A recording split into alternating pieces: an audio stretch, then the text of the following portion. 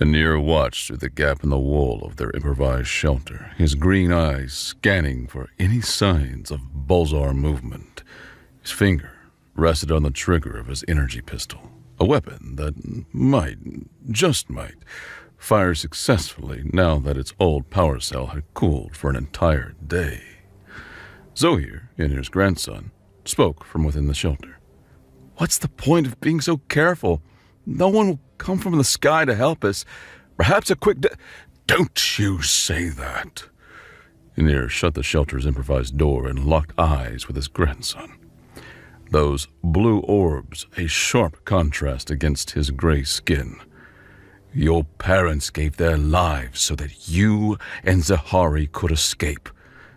Now, you have to be strong and wait until someone answers our SOS beacon." Anir waited for a reply, for some acknowledgement that his words had reached the boy. But none came. Zohir merely shifted in the corner where he sat, his thin shoulders drawing inward as he turned his head away, apparently finding the dirty makeshift wall of scavenged metal sheets and dried mud more interesting than the weathered figure of his grandfather.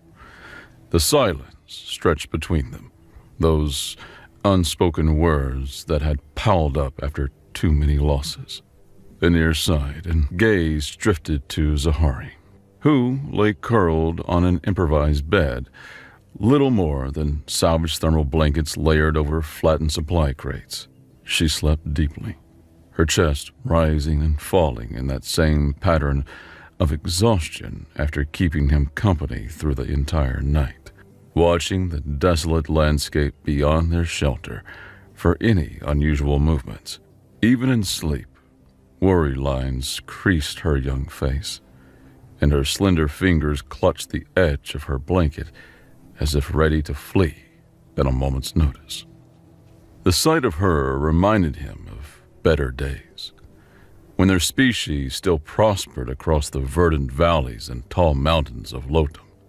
Despite everything they'd endured, Zahari retained the youthful features characteristic of their kind, her long, pointed ears tapering to delicate tips that trembled slightly with each dream. Her gentle face, with its high cheekbones and slightly larger eyes that gave their people an ethereal quality.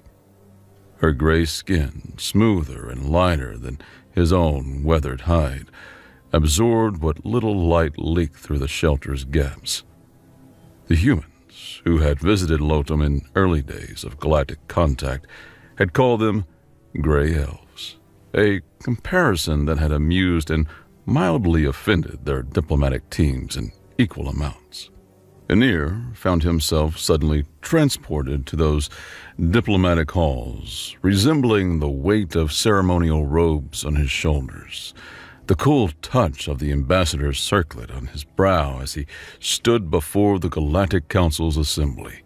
He could almost smell the varied atmospheric processors working overtime to accommodate 100 different species requirements, could almost hear the synchronized translation devices singing their quiet song of understanding.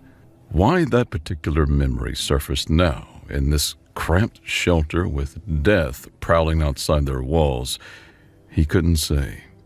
Perhaps the mind sought comfort in past glories when the present offered only a sound outside made him freeze, his hand tightening on the energy pistol's grip. Anir pressed his weathered face against the cold metal of their shelter wall. Peering through the narrow gap he carefully maintained for surveillance. The open field beyond stretched like a canvas of desolation. Ash-gray soil of the planet's dying climate, scattered with skeletal remains of what had once been flowering shrubs. The field terminated at the forest edge some 100 meters away. Movement caught his attention there, a disturbance in the shadows beyond two particularly gnarled trunks. His green eyes, still sharp despite his 73 years, narrowed to focus on the anomaly. Perhaps it was merely wind-blown debris or one of the few remaining native scavengers that hadn't yet fallen to the planet's new apex predators. The doubt lingered for exactly 5 seconds before evaporating. 4 points of light materialized in the darkness, a sickly, bioluminescent yellow that marked it as alien life. A Bulzar. The name itself had become synonymous with death on Lotum. These biological weapons had been deployed across the world, appearing in every major population center within days of each other. The timing was too perfect to be coincidental. Mere weeks after their diplomatic delegation had accidentally offended the Krazak Empire, the most technologically advanced civilization in the known galaxy. The Krazak had taken their readjusted spice prices as an insult, and the accidents began soon after. The Galactic Council ruled it as a coincidence, but Inir knew better. The Krazak didn't believe in coincidences. Moving with the silent steps of someone who had spent the last 6 months evading death, Inir crept across the shelter's cramped interior. He reached Zahari first, his fingers finding her shoulder beneath the thin thermal blanket. He applied pressure gently, 2 quick squeezes. Her large eyes snapped open, pupils dilating rapidly as her mind processed the transition from sleep to potential death. He pressed a gnarled finger to his lips, and she nodded, understanding flooding her delicate features. Zohir required less subtlety. Inir gripped his grandson's shoulders and shook him, perhaps harder than necessary, until those defiant blue eyes finally focused on his face. The boy's mouth opened to squeak, but Inir's expression silenced him. "We hide," Inir whispered, his voice so quiet it was hardly more than shaped breath. "There's one outside, approaching from the forest line. If it notices us, we abandon everything immediately. No hesitation, no gathering supplies. These creatures never forget a shelter once spotted. Their shared consciousness is their greatest strength." The transformation in both teenagers was immediate. The casual fear they'd been living with crystallized into acute terror. They moved to their assigned positions, viewing points they'd established during their first night here, each offering a different angle of observation through the shelter's various gaps and cracks. Through his gap, Inir observed the Bulzar emerge fully from the forest embrace. The creature moved with horrifying grace that seemed to go against its massive size. Easily 2 meters at the shoulder, perhaps 4 meters from snout to tail. Its body was engineered to bring death. 4 legs, and each foot ended in retractable claws that extended and retracted with each step, leaving furrows in the ground wherever it went. Inir's weathered thumb found the safety mechanism on his energy pistol, his grip tight. The click as he disengaged the safety lever seemed to echo like thunder in the oppressive silence. His mind worried that even this little noise would capture the creature's attention. Suddenly, a metallic scrape shattered the silence. Zahari's elbow had caught a loose panel as she shifted position to get a better view. The sound was small, insignificant, the kind of noise that would have been lost in the ambient sounds of a living world. "I'm sorry," Zahari began, her whispered apology dying in her throat as the creature moved in a blur. The door, a carefully constructed barrier of scavenged metal sheets, wooden beams from the dead forest, and hope, exploded inward. The Bulzar hadn't bothered to test it or probe for weaknesses. It had simply applied force, its strong head hitting the barrier with the impact of a ground vehicle. Splinters of wood and twisted metal flew through the air like shrapnel.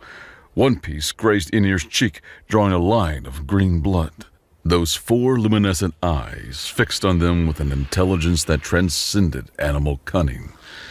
There was no hunger there, no survival instinct driving its actions. The eyes held something far worse, a cold malevolence. Behind me! Anir roared, abandoning stealth as he shoved both teenagers back. His aged body protested as he raised the energy pistol, joints screaming reminders of his mortality. Zohir, not satisfied in being protected, grabbed a metal rod, part of their shelter's framework, and swung it wildly at the creature's flank. The impact produced a sound like striking a tree trunk, and the boy cried out as the vibration traveled up his arms. Zahari threw anything within reach. Supply cans that bounced off its hide, tools that clattered uselessly to the ground, chunks of debris in a desperate attempt to confuse the creature. The Bolzar's attention remained fixed on Inir, recognizing his pistol as the primary threat. It lunged at once. Inir threw himself sideways, old instincts from the time in the army decades past, overriding his body's protest. He felt the creature's breath wash over him, an impossibly cold exhalation that smelled of chemicals, nothing natural about it. One claw caught his coat, shredding fabric as easily as paper. The pistol in his hand warmed, its power cell awakening after its day-long rest. The sound was music to Inir's ears, the sweet vibration of functional technology in a world where most machines had died. He rolled onto his back, brought the weapon up in a two-handed grip his training instructor would have been proud of, and squeezed the trigger. A bolt of brilliant white energy erupted from the barrel, crossing the 3-meter gap between him and the Bolzar in an instant. It struck the creature's shoulder, the impact point exploding in a shower of black ichor and destroyed tissue. The Bolzar stumbled backward in a sound emanating from its throat that wasn't quite a roar.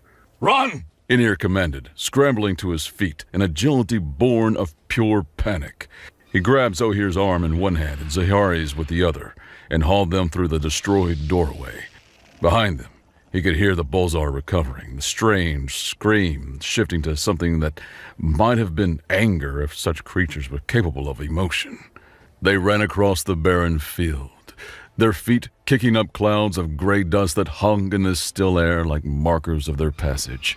Inir's lungs burned with each breath, his chest feeling as if someone had filled it with ground glass. Beside him, both teenagers sobbed as they ran, fear overriding any attempt at dignity or silence. A glance backward confirmed his worst fear. The wounded Bolzar was pursuing them. Black ichor dripped from its shoulder wound, leaving a trail of drops that sizzled where they hit the ground.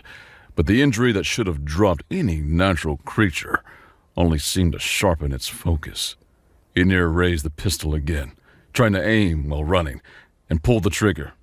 Nothing. Not even the noise of a charging cell. The weapon was dead.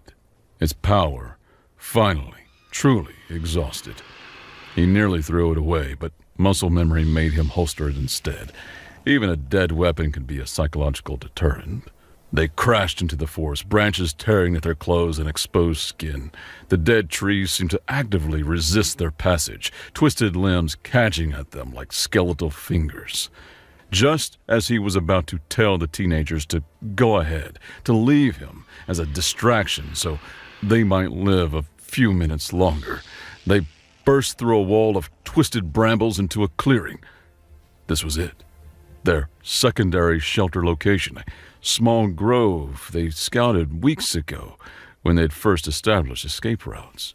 The clearing was roughly circular, perhaps 30 meters across, surrounded by corpses of what had once been flowering trees. "Grandfather?" Zahari's voice was hollow, drained of everything except dread. She stood frozen, one arm raised, pointing at the forest edge. Pinpricks of bioluminescent yellow dotted the darkness between the trees. Not one set of 4 eyes, not 2, but dozens. "No, no, no, no!" Zohir's composure, held together by threads for so long, finally shattered completely. Tears streamed down his gray cheeks, cutting channels through the dust and dirt. His whole body shook as hysteria took hold. "I don't want to die. Not like this. Not like Mom and Dad. Please, please, please, I don't want..." The Bolzars emerged from the shadows in perfect synchronization, as if responding to some unheard signal. 20 of them at least, perhaps more. They formed a tightening circle, moving as if they were a military unit. Ynir pulled both teenagers close, his arms wrapping around them as they huddled together in the center of the clearing.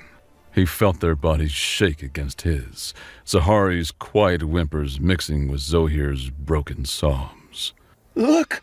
Zahari suddenly tilted her head skyward, her voice cracking with a different kind of awe. Meteors! The sky! The sky is falling! Above them, streaks of fire carved brilliant paths across the darkening sky, dozens of them growing larger and brighter with each passing second. They weren't following the random trajectories of natural cosmic debris, but seemed to be converging, their paths deliberate and controlled. Meteors too? Zohir's voice cracked, hysteria reaching a crescendo. His blue eyes were wild, rolling in their sockets as his mind tried to process death approaching from both land and sky. We're going to be crushed or eaten, burned alive or torn apart. I can't choose. I just can't. Those aren't meteors. Ynir breathed, a memory stirring from his ambassador days. Tactical briefings about various species' military doctrines, discussions of deployment methods that had seemed academic at the time. The trajectories were too controlled, too full of purpose. Each streak was maintaining a specific angle of descent, with course corrections visible as slight wobbles in their fiery trails. Only one species is insane enough to use orbital drop pods for planetary insertion.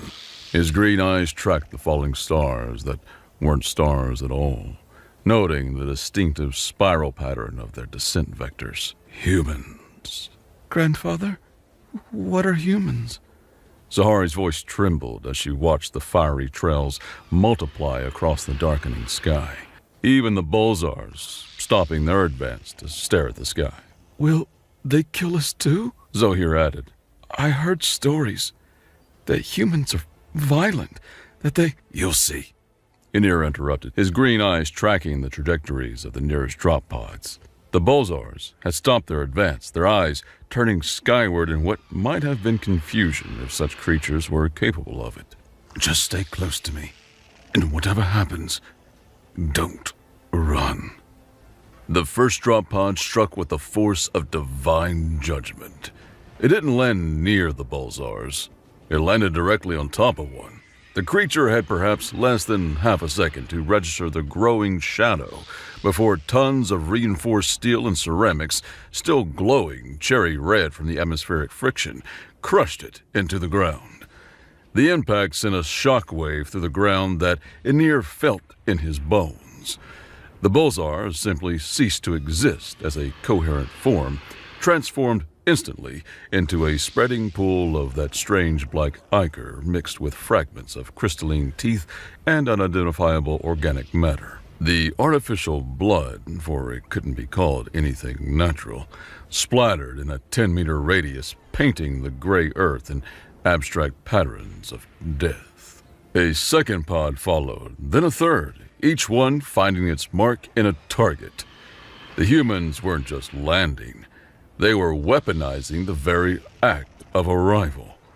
Another Bolzar tried to dodge, its forelegs pumping with that unnatural grace, but the pod adjusted its trajectory with last-second thruster burns that lit up the twilight like strobing stars. The creature was caught mid-leap, its body folding around the pod's nose cone before being driven into the ground with such a force that the earth cracked in spiderweb patterns extending 20 meters in every direction.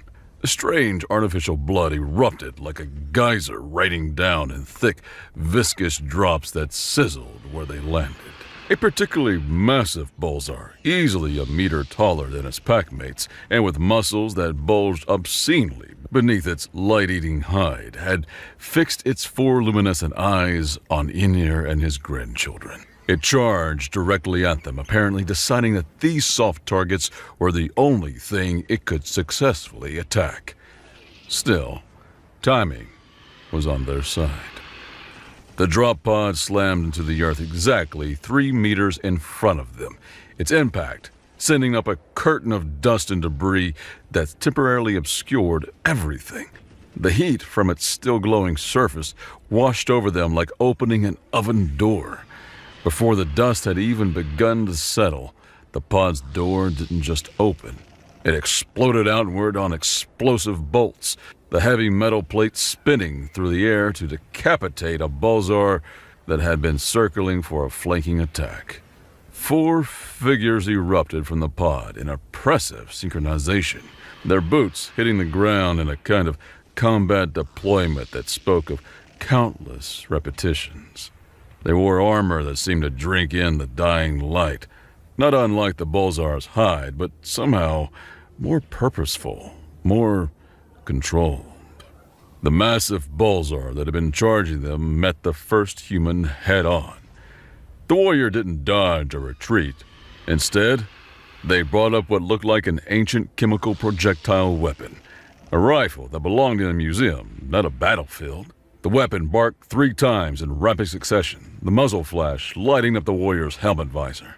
The round struck the Balzar's center mass, and Inir watched in amazement as the creature's chest simply disappeared, replaced by a cavity large enough to put his head through. The Balzar's momentum carried it forward another 2 steps before it collapsed, its 4 eyes dimming to darkness. Zahari screamed, pressing herself against Inir's back, her delicate hands clutching his torn shirt so tightly he could feel her nails through the fabric. Zohir wasn't even trying to hide his terror anymore, openly weeping as he buried his face in his grandfather's shoulder. They had lived through months of horror, had seen death in many forms, but there was something about the casual, efficient violence of these humans that triggered a primal fear. These aren't desperate survivors fighting for their lives. These are professionals who had turned killing into an art form. The lead human approached them, weapon still raised but pointed at the ground. The warrior reached up and touched something on their helmet, causing the visor to retract. The face revealed was surprisingly young, perhaps 30 Earth years, with skin the color of pale bronze and eyes that were a startling green. Not unlike Inir's own, though these held a hardness that came from seeing too much death. "Ambassador Inir?" The human spoke in accented but clear galactic standard. "I'm Captain Dillon, Terran Expeditionary Force, 3rd Battalion. We received your distress beacon." "I haven't been an ambassador for years," Inir managed, his voice cracking from dusty emotion. Why would humans come? The journey alone from your system would take..." "Old friendships run deep, Ambassador," Dillon replied, but something in his tone suggested there was more to it. The captain's eyes scanned the perimeter even as he spoke, constantly assessing threats. "Earth remembers those who stood with us in the Galactic Council. You spoke in our defense when others called us warmongers. That was decades ago." Inir pressed, his diplomatic instincts stirring despite everything. "Humanity doesn't mobilize a military force of this size for sentiment. What's really happening here?" Dillon's lips quirked in what might have been a smile. "Everything will be explained later, sir. Right now, my team needs to get you to the extraction point. We have a narrow window before the second wave arrives, and I'd rather not have civilians in the crossfire when things get really violent." He turned to his team. "Reeves, Laura Garcia, defensive formation. We're moving to the extract point Alpha." A woman materialized from the shadows. Laura, apparently. Her armor scarred and pitted from previous engagements. She carried a weapon that was longer than she was tall. A rifle with a barrel that could have doubled as a club. "Sir, we got 30-plus hostiles converging from the northwest. The drop pods are thinning them, but..." "Then we move fast," Dillon interrupted. He looked at Inir and the teenagers. "Can you run?" "We've been running for months," Zohir said, finding his voice despite the tears still streaming down his face. "Good. Stay in the center of our formation. Don't stop for anything. If one of us tells you to drop, you hit the ground immediately. Understood?" They moved as a unit through the hellscape that the clearing had become. Garcia, a mountain of a man whose armor bore decorations Inyar didn't recognize, took point. His weapon was different from the others, shorter with a drum magazine that looked like it held enough ammunition to level a building. As they moved, Inyar noticed something that should have been obvious from the start. Even after centuries in space, humanity still hadn't adopted energy weapons at all. While every other spacefaring species had long ago switched to plasma rifles and laser carbines, the humans carried chemical projectile weapons that wouldn't have looked out of place in their Second World War. But gods, were they effective. A bullseye burst from the underbrush to their left, its 4 eyes onto Zahari. Laura's rifle spoke once, the sound more like a cannon than a personal weapon. The creature's head simply vanished, transformed into a cloud of black mist and bone fragments. The body took more than 3 steps before collapsing, neural signals still firing to muscles that no longer received commands. How? Zahari gasped, staring at the casual destruction. Energy weapons barely hurt them, but your primitive... Kinetic energy mass and velocity, Garcia replied, his voice gravelly through his helmet speaker. Doesn't matter how fancy your bioengineering is physics, and we've had a long time to perfect the art of throwing metal at things we don't like. They pushed through the dead forest, the humans matching their speed. When Dylan raised a fist, they all stopped instantly. When he pointed 2 fingers left, Laura and Garcia shifted their fields of fire without question. Contact rear! Reeves shouted, the 4th member of their team, who had been silent until now. His weapon was different again, smaller and firing so rapidly it sounded like tearing fabric. A group of bullsars that had been attempting to flank them were cut down in seconds, their bodies dancing under the impact of dozens of rounds. But it wasn't just the ground forces. Inyar looked up to see small drones, no larger than his fist, zipping through the air above them. They moved in large swarms, diving at bullsars that got too close. The explosions were small, devastating, shaped charges that could puncture the creature's tough hides and detonate inside, turning their engineered organs into so much organic shrapnel. Your drones, Inyar said between gasps of breath, his old lungs struggling with the pace. They're autonomous. Semi-autonomous, Dylan corrected, never taking his eyes off their surroundings. VI-assisted targeting, but human oversight. We learned our lesson about full automation a while ago. Zohir looked confused at the explanation, but Inyar remembered. Even during his ambassador days, humans had been oddly cautious about artificial intelligence. Perhaps the cultural waves caused by some large-scale incident in their past. They crested a small rise, and extract point Alpha spread out before them. A cleared area where the dead trees had been blown flat by the backwash of landing thrusters. A ship was descending from the sky, its hull a matte black, unlike anything the 3 of them had seen before. Behind it, the sky continued to rain fire.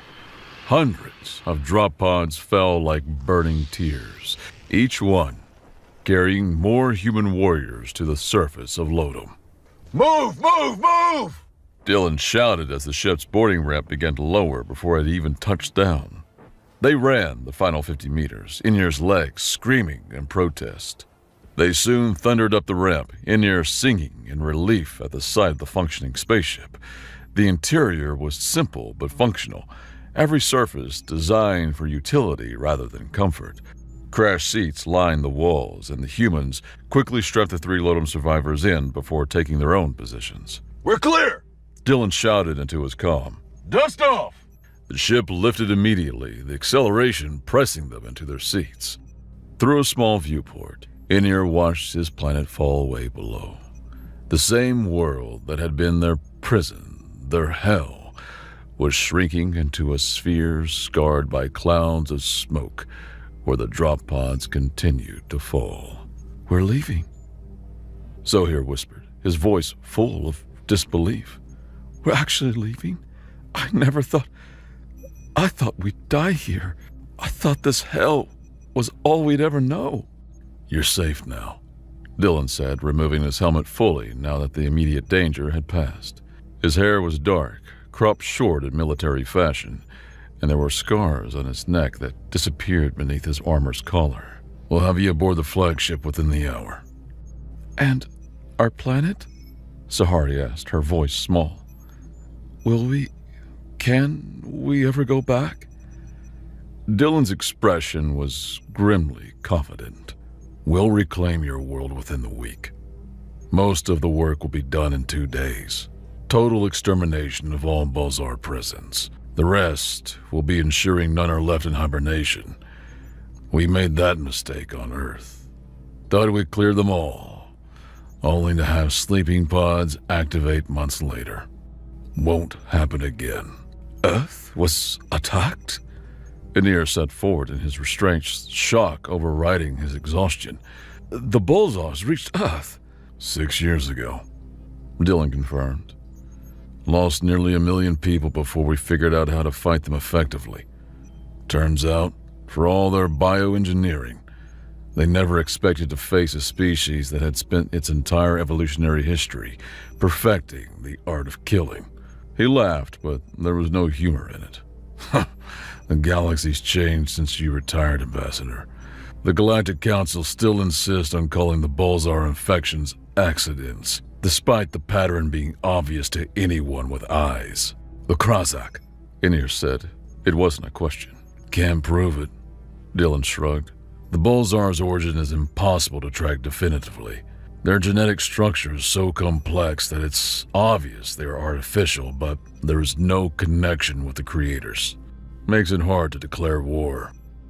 Another laugh, this one with a bit more genuine amusement. "Of course, humanity's never needed much reason to go to war. We once had a conflict that lasted 355 years over a bucket. Another one started because someone's ear got cut off. Hell, we had a war that began when a British officer shot a pig that belonged to an American farmer." "You're joking," Zohir said, momentarily distracted from his trauma. "San Juan Islands, 1859, Dylan replied. "Look it up when you get to the flagship. The point is, we don't need absolute proof to act when we or our friends are threatened. And make no mistake, that's what you are. Friends." The ship shuddered slightly as it broke through Lotum's upper atmosphere, entering the void of space. Through the viewport, stars became visible, clean, white points of light unmarred by atmospheric interference. Among them, growing larger by the second, was a vessel that took Anir's breath away. It was massive, easily 3 kilometers in length, a cathedral of metal and weapons floating in the darkness. The hull was the same light-absorbing black as their transport, but this close, Anir could see the details. Weapon ports that could have swallowed their entire shelter, sensor arrays that sparkled like electronic eyes, and squadrons of smaller vessels swarming around it like protective insects. "The Voidbender," Dylan said with obvious pride. "Flagship of the 3rd Fleet, Admiral Beaumont's personal command." "Beaumont," Anir whispered. "George Beaumont. I know that name." "You should," Dylan smiled. "He speaks highly of you." They docked with a massive vessel, their small transport swallowed by one of the dozens of hangar bays. The difference in scale was dizzying. Their ship, which had seemed substantial during their escape, was dwarfed by the cavernous space filled with freighters, bombers, and more dropships. Dylan led them through corridors. Crew members, all human, Anir noticed, moved with the same speed he'd seen in the ground team. They passed armories where weapons that could level cities were stored in neat rows, medical bays where doctors prepared for casualties that might never come, and tactical centers where the destruction of Lotum's invaders were being coordinated. "Sir," a young ensign approached Dylan. "The Admiral requests the Ambassador and his family be brought to the bridge immediately." "Understood." Dylan nodded, then to Anir. "He's eager to see you." The bridge, when they entered it, was a study in controlled chaos. Dozens of stations were manned by humans who managed the incomprehensible complexity of a military campaign. Complex displays showed Lotum from orbit, marked with loading zone, Bolzar concentrations, and the steady progress of extermination. And at the center of it all, standing before the main tactical display with his hands clasped behind his back, was a man Inyar recognized, despite the years that had aged them both. George Beaumont turned as they entered, and his weathered face broke into a genuine smile. His hair had gone completely gray, and lines mapped decades of difficult decisions across his features. But his eyes, blue as Earth's oceans, held the same warmth Inyar remembered. "Inyar," the Admiral said, crossing the bridge in long strides. "My old friend, when we received your beacon..." He paused, emotion flickering across his features. "I was in my ready room when the signal came through. The computer flagged it as low priority, just another distress call from a fallen world. We get a few every month now, but something made me look at it personally." He gestured to a small display showing the beacon's data. "The moment I saw it was from Lotum, I remembered. 20 years ago, wasn't it? The council sessions about the Altair trade routes. You and I drinking coffee during the recesses, complaining about the Krazak delegation's attitude." A soft laughed. "You said their food was terrible, but their conversation was worse. You mobilized a fleet of coffee and conversation." Inyar's voice weak, his mind struggling to process the idea. "I took it to High Command," Beaumont corrected. "Told them about Lotum, about a species that had stood with humanity when we were being painted as the galaxy's warmongers. I reminded them that you, personally, had argued against the motion to restrict human expansion, that when the vote came to limit our military, you abstained despite pressure from the Krazak bloc." He paused. "But yes, it started with remembering an old friend over a morning coffee." "That's..." Inyar felt tears gathering in his eyes. Green tears that marked his species as surely as gray skin. "We sent the beacon hoping someone, anyone, would come. We never imagined that anyone would care enough." Beaumont's expression grew serious. "Humanity doesn't forget its friends, Ambassador. And frankly, we needed allies who understood what the Bolzars truly were. Having another species that survived their attention, that knows they're not random accidents but targeted weapons, that's invaluable." "Will we really get our planet back?" Zahari asked, her voice small among the adults. "Can we go home?" Beaumont knelt to meet her eyes, a gesture that would have been unthinkable for most military commanders. His large hand settled gently on her shoulder. "Every Bolzar on your world will be dead within 3 days. We'll run systematic sweeps for another 4 to ensure none are in hibernation. Your cities are gone. I won't lie about that. But the planet itself will be cleansed. You can rebuild." "And the other survivors?" Zohir asked. "There must be others hiding like we were." "Our scans have detected at least 100,000 heat signatures that match your species' physiology." Beaumont stood, his hand moving to Zohir's shoulder as well. "We'll extract every one of them. You have my word." He gestured toward the main viewport. "Would you like to see?" They moved to the massive transparent steel window that dominated the bridge's forward section. Below them, Lotum turned in its slow rotation, clouds swirling over dead continents. But it was what fell toward the planet that took Inyar's breath away. Thousands of trails of light streaked downward, not dozens, not hundreds, but thousands.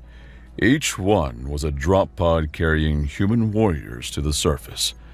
It was an invasion in reverse, a liberation delivered at terminal velocity.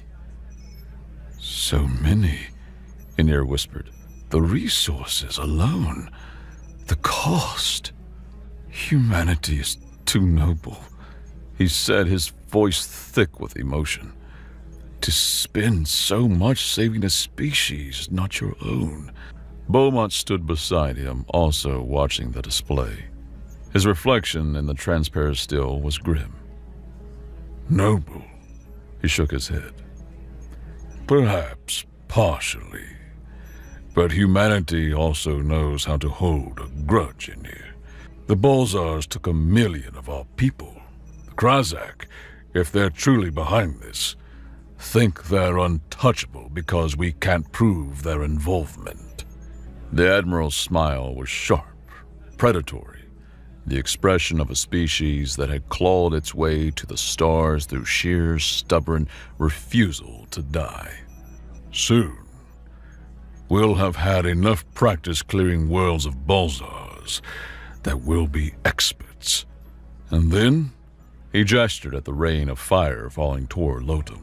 Then we'll bring the same rain to the homeworld of whoever created these abominations. We don't need council-approved proof for revenge, old friend. We just need capability and will. He turned to look at Inyar directly. And thanks to what we are learning here, saving your people, we'll have both. Below them, Lotum burned with the light of liberation, and Inyar understood what he was witnessing. Not just the salvation of his species, but the first movement in a game of retribution that would echo across the galaxy. The humans had come to save them, yes, but they had also come to practice. The galaxy would learn this sooner or later.